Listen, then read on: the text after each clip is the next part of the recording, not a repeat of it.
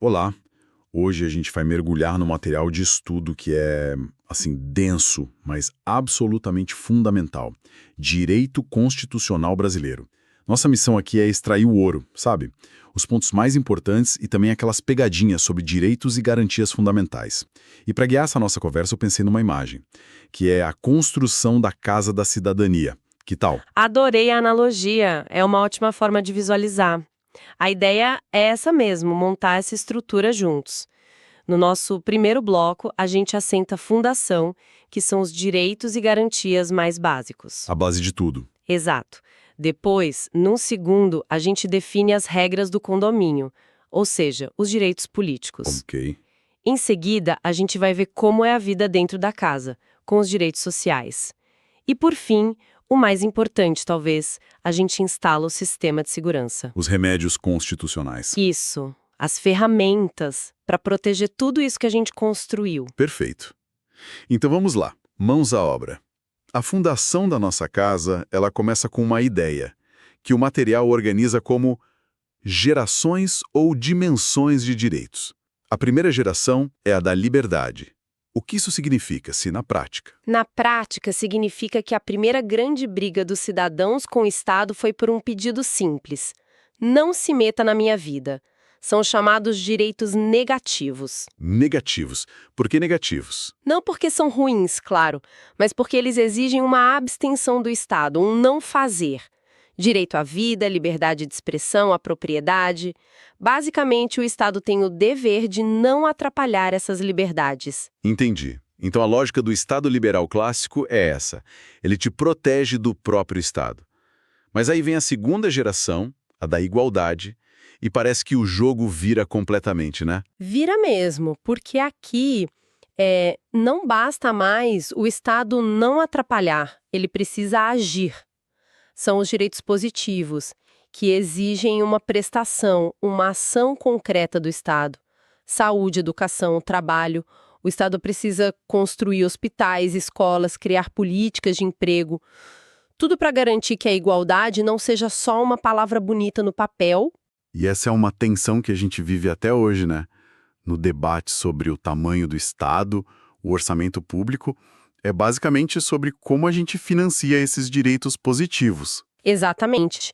E para completar essa base, a gente tem a terceira geração, a da fraternidade.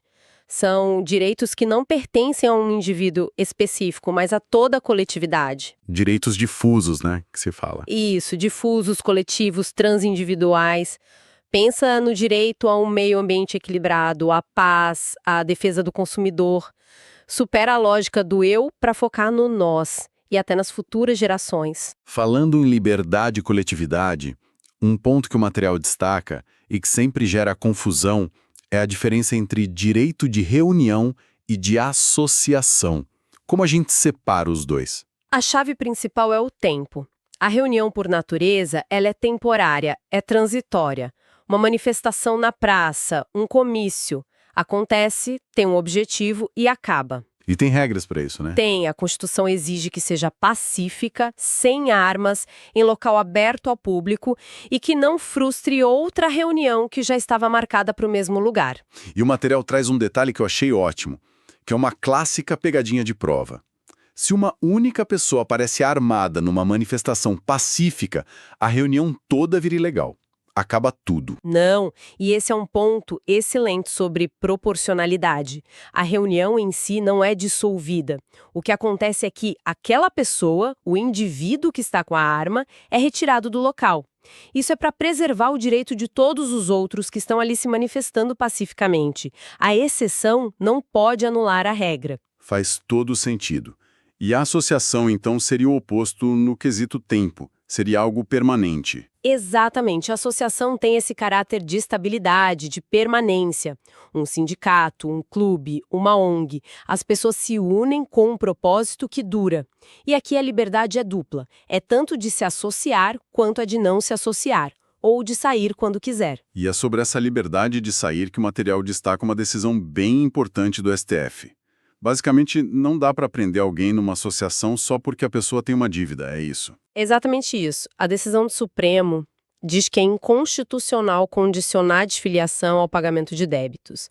A sua liberdade de sair é plena. Mas a dívida não some, né? Claro que não, a dívida não some. A associação pode e deve cobrar o valor pelos meios legais, tipo uma ação de cobrança. O que ela não pode é usar a permanência forçada como uma forma de chantagem, de coação. Certo. Ainda na fundação da nossa casa, vamos para a proteção do espaço mais privado de todos, o domicílio. A regra de que a casa é asilo inviolável é muito forte. Mas a gente vê direto na TV a polícia entrando em casas. Onde essa proteção termina? A proteção é sempre a regra, mas a própria Constituição já desenha as exceções. Primeiro, é importante a gente entender o que é casa, né? O STF tem um conceito bem amplo. Não é só sua residência. Inclui qualquer compartimento privado que não seja aberto ao público onde alguém exerce uma profissão, um escritório, um consultório, até um quarto de hotel ocupado. Ok. Então, o que permite que essa barreira seja cruzada sem o consentimento do morador? São 4 situações. 3 delas podem acontecer a qualquer hora, dia ou noite, por causa da urgência. Flagrante delito, desastre ou para prestar socorro. Emergências, basicamente. Isso. A 4ª exceção é a determinação judicial. E aqui está o detalhe crucial. Ela só pode ser cumprida durante o dia. A ideia é proteger o repouso noturno. O Estado não pode entrar à força na sua casa de madrugada com uma ordem judicial, a não ser que seja uma daquelas 3 emergências. A fundação da nossa casa parece bem sólida. Agora, como é que a gente decide quem vai administrar o condomínio? Vamos para as regras do jogo eleitoral. Nosso segundo bloco. Direitos políticos. Perfeito. E nesse jogo é importante saber que nem todos podem ser votados. É o que a gente chama de inelegibilidade. O material divide em 2 categorias: a absoluta, que vale para qualquer cargo, e a relativa, que depende da situação. E quem são esses inelegíveis absolutos? Aqueles que não podem se candidatar a nada. São 2 grupos bem específicos. Primeiro, os inalistáveis, que são as pessoas que não podem nem tirar o título de eleitor. Estrangeiros? Exato. Estrangeiros e os conscritos durante o serviço militar obrigatório. O segundo grupo são os analfabetos. Já a inelegibilidade relativa, essa é mais complexa, cheia de regras. Uma dessas regras é a da reeleição. A gente sabe que presidentes, governadores e prefeitos podem se reeleger uma vez. Mas o material fala de uma criação do STF para evitar uma manobra, a figura do prefeito itinerante. O que é isso? Sim, essa decisão é fantástica. Ela reflete uma preocupação que já estava na Constituição, que é evitar o coronelismo, a formação de dinastias políticas. O STF entendeu que permitir que um prefeito, depois de 2 mandatos, simplesmente se candidatasse no município vizinho seria uma fraude à regra. Ah, entendi. Então, um 3º mandato consecutivo no executivo é proibido, mesmo que seja em outro município. Interessante. Então não é só sobre a pessoa do prefeito, é sobre a saúde do sistema. E o que acontece se um chefe do executivo quer concorrer a um cargo diferente? Ele não pode usar o cargo atual como um palanque eleitoral. A regra é justamente para evitar isso. É a chamada desincompatibilização. Presidentes, governadores e prefeitos, eles precisam renunciar 6 meses antes da eleição se quiserem concorrer a outros cargos. 6 meses. E se for para reeleição no mesmo cargo? Aí não precisa renunciar. E um detalhe que as provas adoram. Vices não precisam se desincompatibilizar, porque afinal a titularidade do poder não é deles, né? Para fechar esse bloco, o material fala da inelegibilidade reflexa. O nome já dá uma pista, né? O impedimento de uma pessoa reflete em outra. Exato. É a regra que impede que o cônjuge e parentes de até 2º grau de um chefe do executivo se candidatem na área de jurisdição dele. O objetivo é óbvio, combater o nepotismo, evitar que a política vire um negócio de família. E aqui entra um ponto que mostra como a política pode ser, digamos, criativa. O material cita a súmula vinculante 18, sobre o divórcio estratégico. É fascinante que o STF tenha precisado sumular isso, né? A prática era essa. Perto da eleição, o casal se divorciava no papel só para que o cônjuge pudesse se candidatar. Era uma burla clara. A súmula veio para dizer, olha, a dissolução do casamento durante o mandato não afasta a inelegibilidade. Isso diz muito, né? Diz muito, sim. Bom, com as regras do condomínio estabelecidas, vamos falar do dia a dia de quem mora na casa. Como a Constituição afeta o nosso trabalho, nosso salário? Entramos no terceiro bloco, o dos direitos sociais. Esses são os direitos que buscam garantir uma vida digna para todo mundo. O material foca em alguns pontos do artigo 7º, que é a Bíblia dos Direitos dos Trabalhadores. Um deles é o salário mínimo, que tem que ser unificado no país todo, mas o ponto que mais gera discussão é a vedação do seu uso como indexador. O que significa isso na prática? Que ele não pode ser usado como base de cálculo para outras coisas. Exatamente. A súmula vinculante 4 do STF proíbe que uma lei fixe, por exemplo, o valor de uma multa ou o adicional de insalubridade como um percentual do salário mínimo. O objetivo é evitar um efeito cascata na inflação. Se o mínimo sobe, tudo sobe junto. Mas tem exceções, né? Tem. O próprio STF admite algumas. A mais comum é a fixação de pensão alimentícia em salários mínimos. Isso pode. Outro ponto crucial é a proteção ao trabalho do menor. O material organiza isso numa escadinha de idades, o que ajuda muito a visualizar. É a melhor forma de entender. Abaixo de 14 anos, qualquer trabalho é proibido. Ponto final. Dos 14 aos 16 é permitido, mas só na condição de aprendiz. Certo. E a partir dos 16, o trabalho fica mais amplo, mas com restrições importantes. É proibido o trabalho noturno, perigoso ou insalubre. Essas proteções só caem com 18 anos. É uma escadinha que parece simples, mas que reflete décadas de luta para proteger a infância, o desenvolvimento dos jovens. Cada degrau desses foi muito debatido. Sem dúvida. E falando em direitos, quando o contrato de trabalho acaba, existe um prazo para reclamar na justiça? O material traz um mnemônico muito útil. P5L2. P5L2. Como é que funciona isso? É bem simples, na verdade. O trabalhador tem um prazo prescricional de 5 anos para os créditos, até o limite de 2 anos após o fim do contrato. Ou seja, depois de ser demitido, a pessoa tem até 2 anos para entrar com a ação. E o que ela pode cobrar? Nessa ação, ela só pode cobrar as verbas dos últimos 5 anos do contrato. Se demorar mais de 2 anos para processar, perde direito. Agora um tópico que, segundo o material, é campeão de cobrança em provas. Os direitos dos trabalhadores domésticos. A dica de estudo é curiosa. Em vez de decorar a lista do que eles têm, foque no que eles não têm. É uma estratégia muito eficiente, de verdade, porque a Emenda Constitucional de 2013, ela quase equiparou os direitos, mas deixou algumas poucas exceções. E são elas que as bancas amam explorar. Por exemplo, a Constituição não garante aos domésticos o piso salarial proporcional à complexidade do trabalho. O que mais fica de fora?